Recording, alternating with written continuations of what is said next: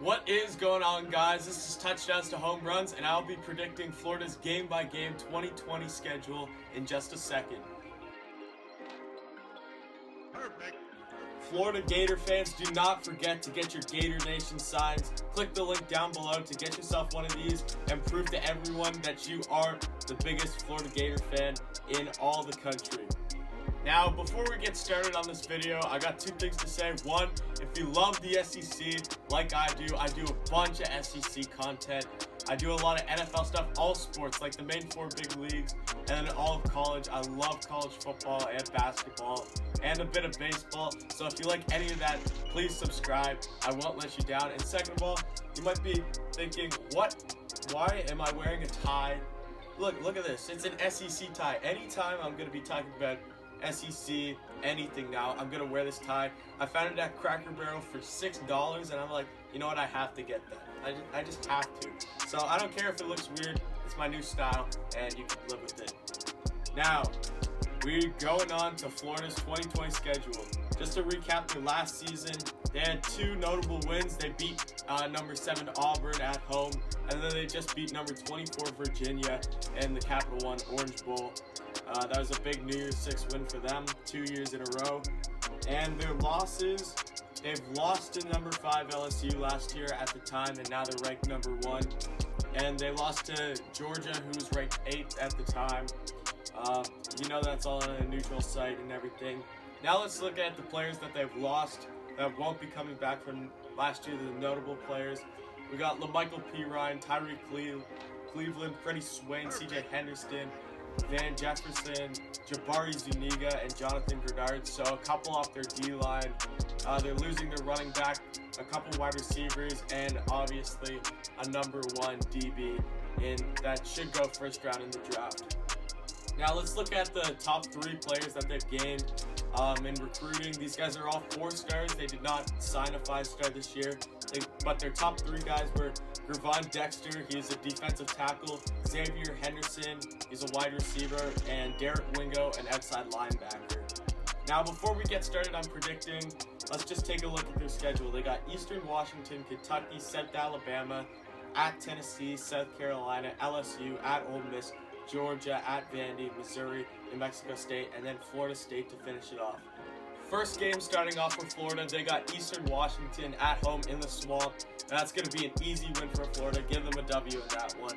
Then, next game, they got Kentucky in the Swamp again.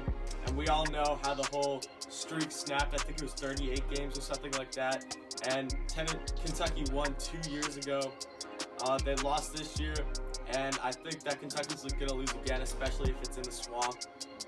Yeah, Florida's going to be a good team this year. They were a good team last year. They're losing a few guys, but they still got Kyle Trask, and he's going to lead them. I believe in him. Next, we got South Alabama. Again, another easy win in the Swamp. Now, the next game, though, this might be a little tough. Tennessee is on a 6-game winning streak right now. They finished the season very strong, and they're in Knoxville, in Rocky Top for this one.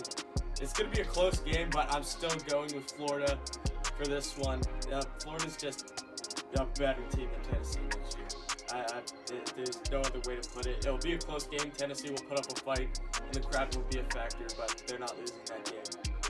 Next game, they play my favorite team. Got it on the side here. We got the hat, South Carolina.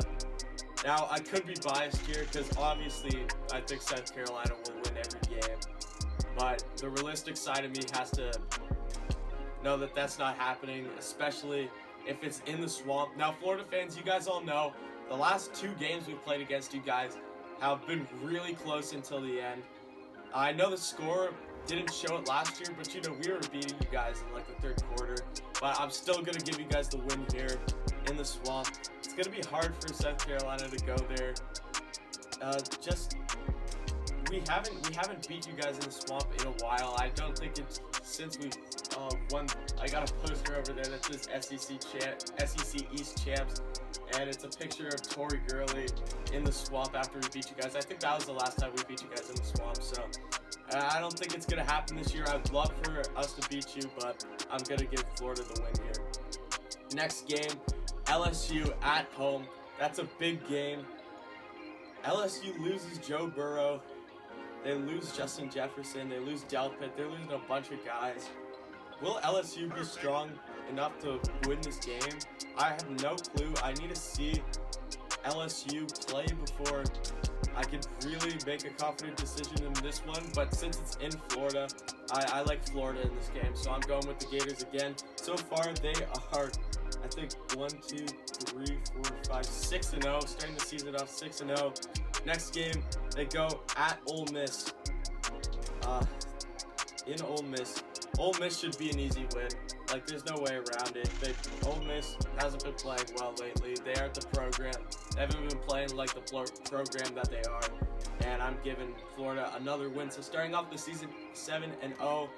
But here, they go to Jacksonville against Georgia. This is a really tough game. And I'm going to have to go with Georgia in this one. So I'm giving Florida the L here. I'm sorry. But Florida just has not played a good game against Georgia the last couple seasons. Georgia's been able to go into this game, and I know it's been kind of close, but Georgia's been able to take care of business every time, and I just feel like that's going to keep up, and I don't see Florida winning this game. Next, I go to Vanderbilt. Obviously, Vanderbilt is not a very strong team, so Florida, you're going to go on the road and win that game. Last 3-game stretch. First game, we got Missouri at home. This one I think will be close. Missouri's a decent team. They always put up decent fights against SEC East teams. So it'll be a close game, but it's in the swamp and Florida will still win that one. Next they got New Mexico State, obviously a group of 5 game. Florida will win that one. And then finally they have Florida State, their rival, at home. Or no. Is that at home? I'm pretty sure that's away because they just played them at home this year. Let me just double check here.